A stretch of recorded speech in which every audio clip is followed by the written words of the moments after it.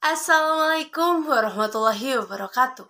Senang sekali pada kesempatan kali ini saya dapat diberikan kesempatan untuk hadir secara langsung di hadapan teman-teman SMP Negeri 105 Kota Bandung. Badan Narkotika Nasional atau disingkat BNN mencatat di Indonesia saat ini setiap hari ada 30-40 orang yang meninggal dikarenakan narkoba. Dari angka tersebut berarti setiap 35 menit terjadi satu kematian yang disebabkan oleh narkoba. Sungguh mengerikan bukan? Data lain juga menyebutkan kasus di Indonesia saat ini terdapat sekitar 6 hingga 8 juta penyalahgunaan narkoba. Suatu angka yang bukan main-main. Yang lebih mirisnya adalah 20-25% diantaranya adalah para pelajar dan juga mahasiswa. Ini angka yang sangat berbahaya bagi masa depan Indonesia dan juga menjadi ancaman mematikan pada generasi kita selanjutnya. Dalam rangka menjaga perilaku hidup sehat dan bersih, bersama saya Janeta Syabila Indrawan, kurang lebih selama 20 menit ke depan, kita akan bersama-sama berbincang mengenai bahaya narkoba bagi kesehatan. Topik ini saya pertegas karena mengingat waktu dan juga mendesaknya ancaman narkoba bagi generasi muda kita pada saat ini. Narkoba memiliki kepanjangan, yaitu nar yang berarti narkotika, ko ialah zat psikotropika, dan ba adalah zat adiktif lainnya.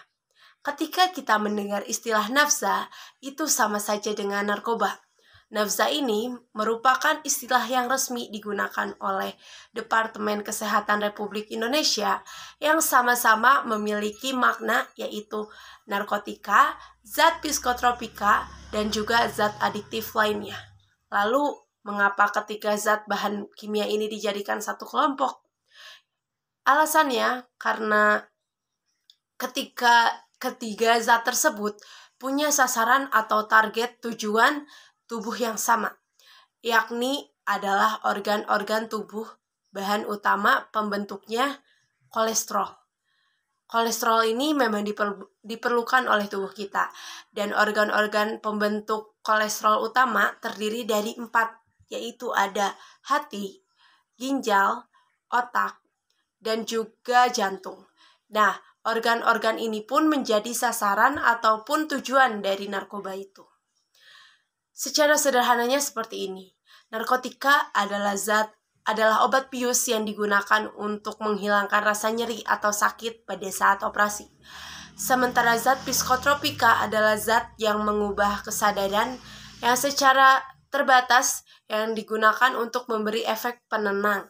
Sedangkan zat adiktif, zat yang bekerja pada sistem saraf pusat yang memberikan efek tertentu pada tubuh, dengan akibat utama adalah memberi efek ketagihan. Ya, memang, semua narkoba memiliki efek ketagihan yang menyebabkan rusaknya koordinasi tubuh dan tidak dapat bersikap normal. Ketagihan dalam istilah yang biasa kita kenal adalah sakau. Namun untuk istilah medisnya, sakau ini bisa disebut putus zat. Nah, kondisi sakau ini kondisi di mana tubuh seorang pecandu memerlukan suplai dari bahan narkoba namun belum diberikan. Nah, keadaan ini sungguh sangat menyiksa, membuat seorang pecandu merasakan kesakitan yang sangat luar biasa. Sehingga dalam keadaan ini seorang pecandu narkoba akan melakukan apa saja untuk memenuhi kebutuhan membeli narkoba itu. Contohnya seperti berbohong untuk mendapatkan uang, mencuri, ataupun melakukan hal apa saja. Artinya, nikmat sesaat saat menggunakan narkoba harus dibayar oleh penderitaan yang amat berat, sakit, dan juga panjang. Resiko penyalahgunaan narkoba selain menghadapi resiko kecanduan juga akan mengalami kerusakan organ tubuh yang sangat fatal. Contohnya adalah otak. Dengan rusaknya otak, maka kendali dan kontrol atas tubuh di dalam diri kita menjadi kacau, jalan sempoyongan, bicara ngawur, berpikir tidak normal, dan lain sebagainya. Melihat peraturan dalam pasal 6 ayat 1 Undang-Undang Narkotika, narkotika ini dibagi menjadi 3 bagian. Golongan pertama ini narkotika yang hanya dapat digunakan untuk tujuan pengembangan ilmu pengetahuan atau penelitian dan tidak digunakan dalam hal pengobatan ataupun terapi, serta mempunyai potensi sangat tinggi mengakibatkan efek kecanduan. Contohnya adalah seperti kokain, ganja, dan juga opium. Golongan 2, narkotika yang berhasiat digunakan sebagai pengobatan dan juga bisa digunakan sebagai pilihan terakhir untuk terapi dan juga bisa digunakan sebagai bahan penelitian ini terdiri dari ada 85 jenisnya kurang lebih ya. Nah, golongan 2 ini sama seperti golongan pertama, bisa mempunyai potensi tinggi mengakibatkan ketergantungan. Contohnya, narkotika golongan 2 ini ada morfin, metadon, dan petidin. Nah, golongan 3. Narkotika golongan 3 ini memiliki resiko ketergantungan yang sangat ringan dan banyak digunakan untuk pengobatan serta terapi. Nah, seperti yang sudah saya jelaskan sebelumnya, narkoba ini ada yang bisa didapatkan secara alami, ada pun yang bisa didapatkan dengan cara kimia. Nah, ini kita dibagi lagi menjadi 3. Berdasarkan bahan pembuatannya, narkotika ini dibagi menjadi 3 jenis. Yang pertama ada jenis sintetis. Jenis 1 ini didapatkan dari proses pengolahan yang cukup rumit. Golongan ini sering dimanfaatkan untuk keperluan pengobatan dan juga penelitian. Contohnya seperti amfetamin, metadon, dan juga dexamfetamin. Selanjutnya jenis semisintetis. Pengolahan menggunakan bahan utama berupa narkotika alami yang kemudian disolasi dengan cara diekstrasi ataupun dengan cara proses lainnya. Contohnya ada seperti morfin, heroin, dan juga kodeina. Jenis yang ketiga, jenis alami. Narkotika yang bersifat alami dan bisa langsung digunakan ini melalui proses sederhana karena memiliki kandungan zat yang cukup kuat. Narkotika jenis ini tidak diperbolehkan untuk pengobatan. Bahaya narkotika ini sangat tinggi dan bisa menyebabkan dampak buruk bagi kesehatan jika disalahgunakan. Salah satu akibat yang paling fatal adalah bisa menyebabkan kematian.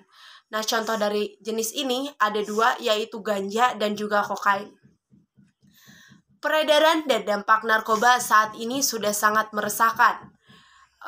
Mudahnya mendapatkan barang terlarang ini menjadi kasus penyalahgunaan ini terus meningkat.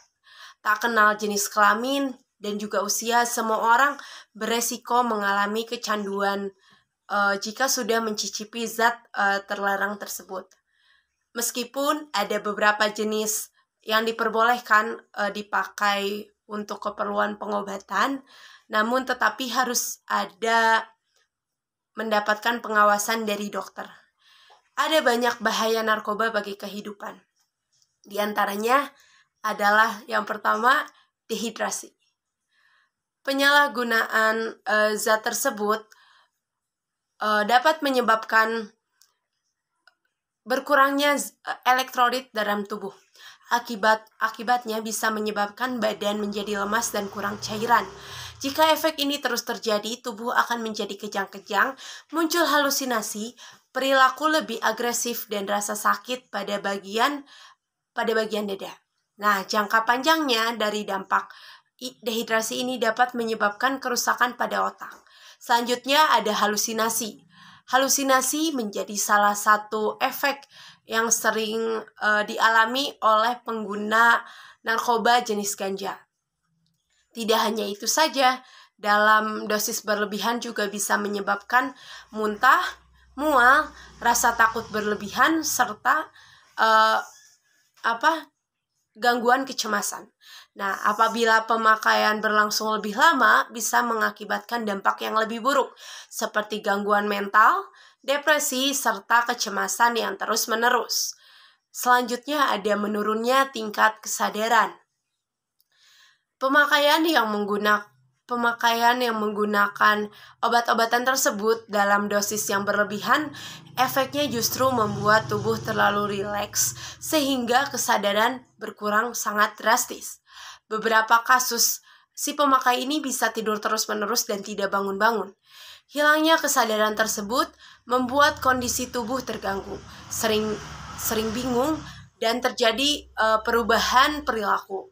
Dampak narkoba yang cukup beresiko tinggi adalah hilangnya ingatan sehingga menjadi sulit mengenal lingkungan sekitar. Selanjutnya ada kematian. Dampak narkoba yang paling buruk terjadi jika si pemakai menggunakan obat-obatan tersebut dalam dosis yang tinggi akan menyebabkan kejang-kejang. Nah, kejang-kejang ini jika tidak segera ditangani bisa menyebabkan yang namanya kematian. Nah, inilah merupakan salah satu akibat yang paling fatal jika kita sampai kecanduan dengan yang namanya narkoba. Nyawa pun bisa menjadi taruhannya. Selanjutnya ada gangguan kualitas hidup. Bahaya narkoba bukan hanya berdampak buruk bagi kondisi tubuh. Penggunaan obat-obatan tersebut juga bisa mempengaruhi kualitas hidup. Misalnya susah berkonsentrasi saat bekerja, mengalami masalah keuangan, hingga berurusan dengan pihak kepolisian jika terbukti sudah melakukan tindakan yang melanggar hukum.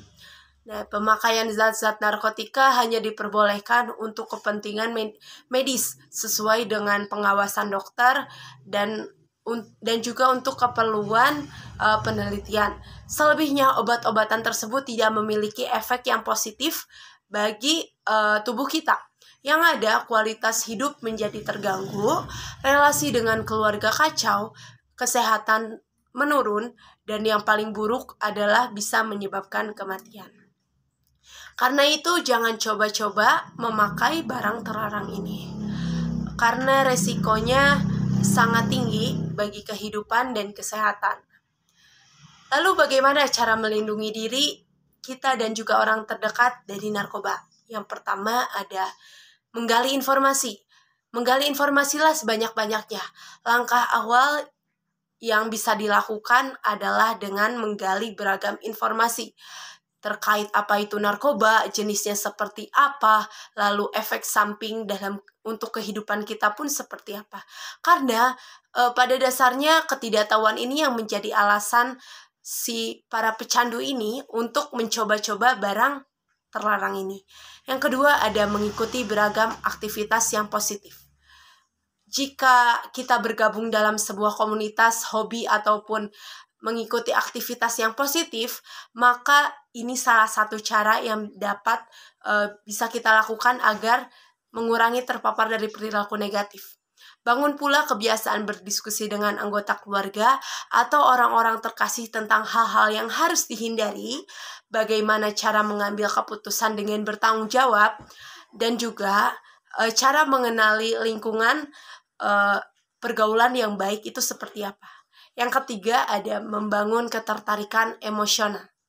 Apapun yang akan terjadi dan menimpa kita, keluarga selalu menjadi tempat yang sebaik-baiknya. Oleh karena itu, perlu kita untuk membangun ketertarikan emosional dengan anggota keluarga kita. Untuk apa gunanya? Agar tercipta situasi yang harmonis dan juga kondusif. Yang terakhir ada menjaga diri. Jika menemukan kenyataan bahwa jika ada anggota keluarga, kerabat, atau bahkan tetangga kita yang menjadi pecandu narkoba, maka jagalah diri kita sebaik-baiknya. Dan jangan jauhi orangnya, namun jauhilah barang-barang terlarang tersebut. Dengan memiliki perlindungan diri yang kuat dan pendirian yang mantap, maka dengan mudah kita untuk menolak yang namanya narkoba.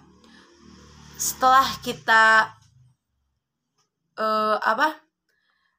mengetahui bagaimana cara kita untuk menanggulangi agar terhindar dari narkoba, maka dari itu mungkin tidak terasa sudah sekitar 20 menit ya kita berbincang mengenai bahaya narkoba.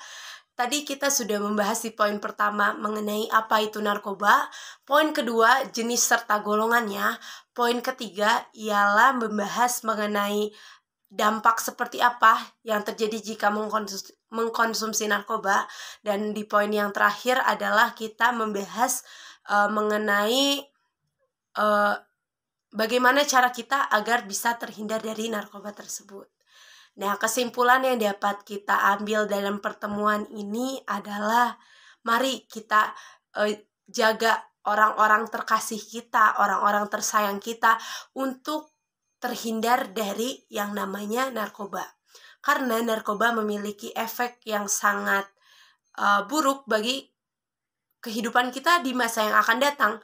Say no to drugs adalah salah satu langkah utama yang bisa kita lakukan untuk mencegah kita agar tidak menyentuh yang namanya narkoba. Mungkin itu saja yang dapat saya sampaikan.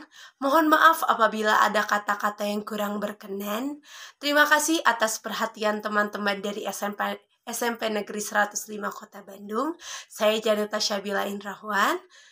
Salam anti narkoba. Wassalamualaikum warahmatullahi wabarakatuh.